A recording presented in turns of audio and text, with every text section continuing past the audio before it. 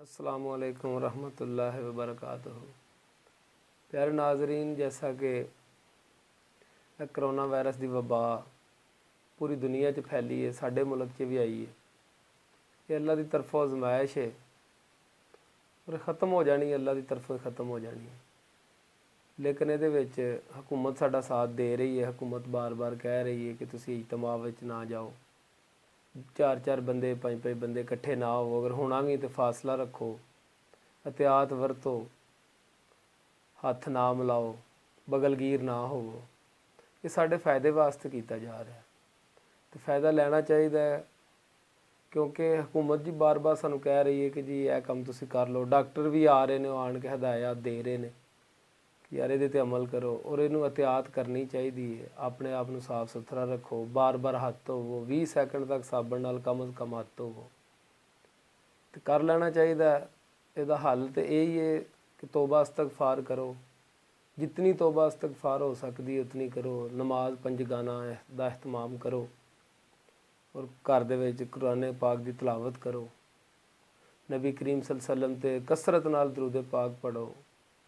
रो रो के अल्लाह और अल्लाह के रसूल दे अगे दुआवां मंगो ताकि इस वबा तो अल्लाह करीम की ज़ात साडी जान छुड़ा दे। छुड़ानी तो अल्लाह करीम की ज़ात ने, क्योंकि यदि अजे तक ना तो कोई वैक्सीन आई है, सिर्फ यदा इलाज एहतियात ही है। एहतियात ज़रूरी है और उन्होंने मेरा भाई एहतियात करो, जितनी कर सकते हो उतनी एहतियात करो। तो तौबा इस्तगफार सब तो वड्डी गल है, तौबा इस्तगफार करो। कल्ले रह के जो बंदा अल्लाह करीम की ज़ात का जिक्र करता ना, तो अल्लाह करीम की ज़ात भी फरिश्तियां नूं कहती है कि वेख लो मेरा बंदा तन्हाई दे अंदर है लेकिन फिर भी मेरा जिक्र नहीं छड्ड रहा, मेरा जिक्र नहीं छड्ड रहा, मेरे नाल लो ला के बैठा है। अल्लाह पाक राज़ी हो जाता, क्योंकि जो अल्लाह पाक की ज़ात राज़ी हो जाती है उदों बड़ी वड्डी गल है। हज़रत मूसा अलैहिस्सलाम के ज़माने की एक हकायत है ना कि हज़रत मूसा अलैहिस्सलाम ने अल्लाह करीम की ज़ात नूं आख्या कि अल्लाह मैनू अपनी उम्मत का ना बदतरीन शख्स विखा दे।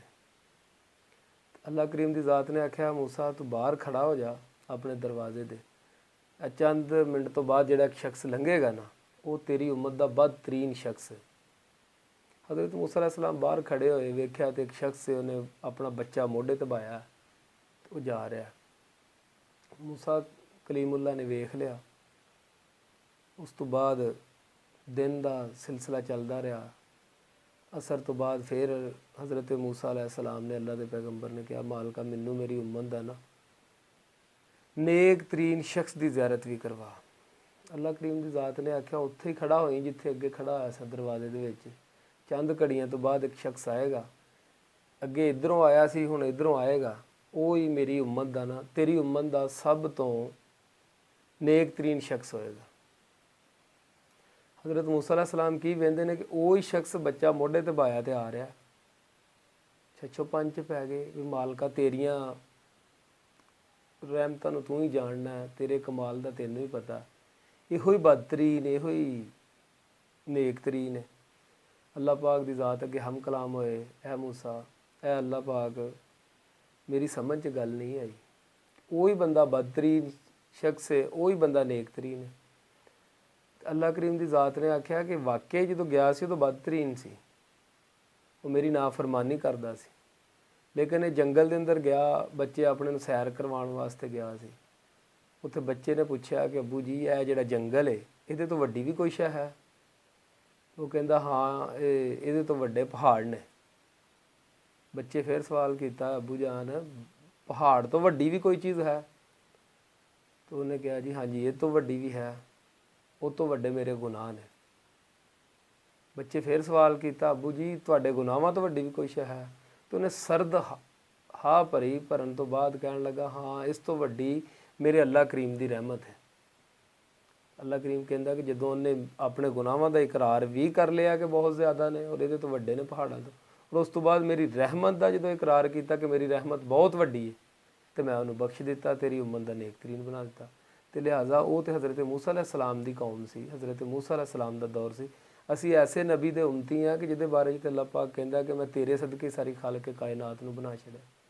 तो जे असी अल्लाह करीम की ज़ात नाल अज लो ला लईए, अल्लाह करीम के जिक्र नूं बुलंद करिए, अल्लाह करीम के जिक्र अज़कार विच रहिए, अपने महबूब नबी करीम सल्लल्लाहु अलैहि वसल्लम रऊफ़ रहीम ते दरूद पाक पढ़िए, ਇਨਸ਼ਾਅੱਲਾ ਇਹ ਵਬਾ ਤੇ ਕੁਝ ਵੀ ਨਹੀਂ। ਇਹ ਤੇ ਅੱਲਾਹ ਪਾਕ ਦੇ ਵਾਸਤੇ ਤੇ ਇੱਕੋ ਹੀ ਚੀਜ਼ ਹੀ ਨਹੀਂ, ਕਿਉਂਕਿ ਮਾਲਕ ਹੀ ਉਹ ਹਰ ਚੀਜ਼ ਦਾ ਮਾਲਕ ਹੋਵੇ। ਜਦੋਂ ਅਸੀਂ ਉਹਨੂੰ ਤੇ ਉਹਦੇ ਮਹਿਬੂਬ ਨੂੰ ਰਾਜ਼ੀ ਕਰ ਲੈਣਾ ਤੇ ਅੱਲਾਹ ਕਰੀਮ ਨੇ ਚੁੱਕ ਦੇਣਾ ਹੈ ਹਰ ਚੀਜ਼ ਨੂੰ। ਤੇ ਇਹਦੇ ਤੇ ਅਮਲ ਕਰੋ, ਗੌਰ ਕਰੋ। ਆਪਣੇ ਗੁਨਾਹਾਂ ਤੋਂ ਮੇਰੇ ਸਮੇਤ ਸਾਨੂੰ ਵੀ ਕਰਨਾ ਚਾਹੀਦਾ, ਹਰ ਬੰਦੇ ਨੂੰ ਕਰਨਾ ਚਾਹੀਦਾ। ਜਿਹੜੇ ਗੁਨਾਹ ਕੀਤੇ ਨੇ ਬੰਦੇ ਨੂੰ ਪਤਾ ਹੈ, ਆਪਣੇ ਅੰਦਰ ਬੰਦੇ ਦੀ ਕੇਸਟ ਹੈ, ਉਹਦੇ ਵੱਲ ਵੇਖ ਕੇ ਤੋਬਾ ਕਰੋ ਤੇ ਇਨਸ਼ਾਅੱਲਾ ਅੱਲਾਹ ਕਰੀਮ ਦੀ ਜ਼ਾਤ ਫਜ਼ਲ ਕਰੇਗੀ। ਅੱਲਾਹ ਨਿਗਹਿਬਾਨ।